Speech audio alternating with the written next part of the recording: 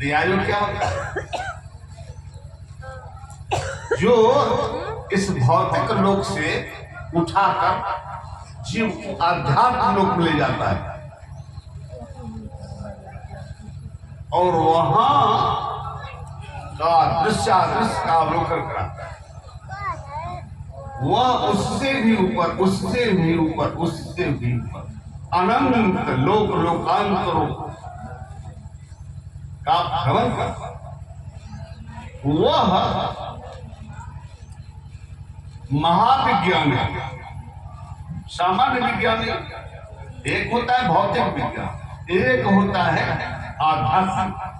तो यह भौतिक विज्ञानी आध्यात्मिक, जहां भौतिक विज्ञान कहता है अणु को तो तोड़ा जा सकता है, उसे खंडित करके परमाणु में विभाजित किया जा सकता है, लेकिन उससे आगे नहीं। आगे के वैज्ञानिकों ने कहा नहीं, परमाणु का भी खंडन संभव है। कैसे? तो वह भी टूटेगा, इलेक्ट्रॉन, प्रोटॉन और न्यूट्रॉन। इलेक्ट्रॉन और प्रोटॉन, न्यूट्रॉन क्या है? जो अपने कक्षा में घूमता है सर्किल और अपने सेंटर में अपने एक यूनिट को बरकरार रखता है, वही परमात्मा है जो सेंटर में है। और जो उसके सर्कल में घूम रहा है वह जीव है, जीवात्मा है। थोड़ा साइंटिफिक हो रहा है, हो सकता है आप लोग को समझने में कुछ दिक्कत होती हो, लेकिन गौर से सुनिए, मैं इस गौर सरल बनाने का प्रयास कर रहा हूं। जो अपने सेंटर में है वह परमात्मा है। जो उसके ऑर्बिट में घूम रहा है, सेंटर से दूर है, वह भाग रहा है अपने ऑर्बिट को, और ऑर्बिट को छोड़कर वह संसार में भाग रहा है, यानी बहुत अनंत में समा रहा है, वह जीवात्मा। इसको ऐसे समझिए कि परमात्मा संपूर्ण ब्रह्मांड में व्याप्त है। वो कहां नहीं है, सब जगह है। हमारे पास माया की अभी क्या कहते हैं, नेत्र है, बुद्धि पर माया का लेप है, माया के संसार में है। इस परमात्मा को देखने के लिए हमारे पास दिव्यता का अभाव।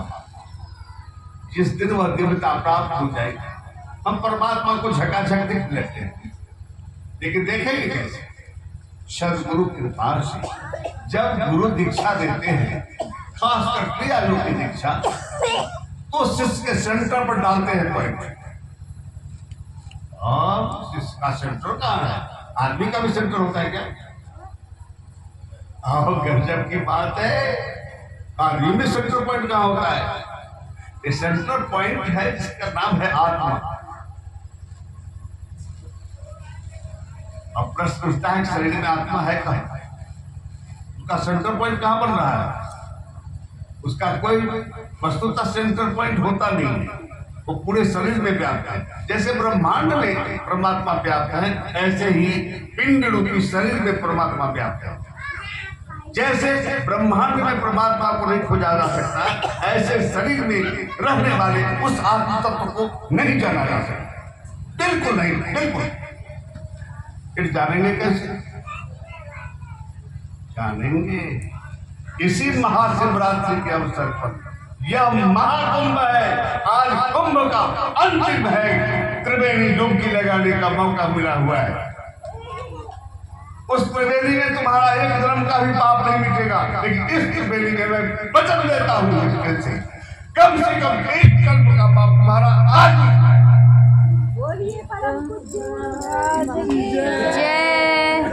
यह कल्प क्या होता है? जय सनातन धर्म की 1000 युगों का, महायुगों का एक कल्प होता है।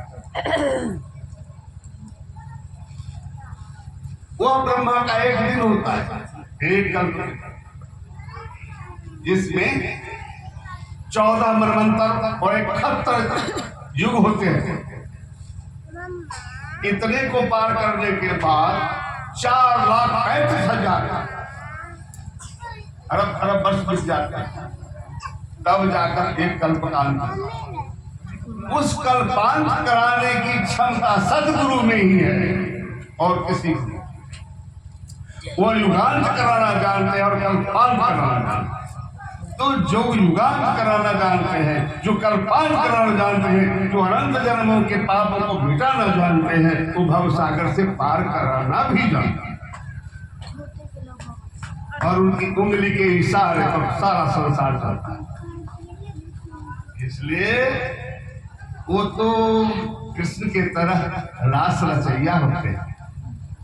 इसलिए मोह रात्रि में वो नचाते हैं राधा के संग महारास रचाया था, जिसमें देवांगनाएं भाग ली थी। वह कृष्ण का अंतिम रास्ता। इसी प्रकार सदगुरु अपने शिष्य शिष्याओं को महारास में नचा नचा करके भव सागर से पार कराते हैं। वह भी महारास ही है। उसका कैसे? मनुष्य का शरीर जानते हो, आज रात मुझे परमात्मा से डायरेक्ट बातचीत हो रही है। उन्होंने क्या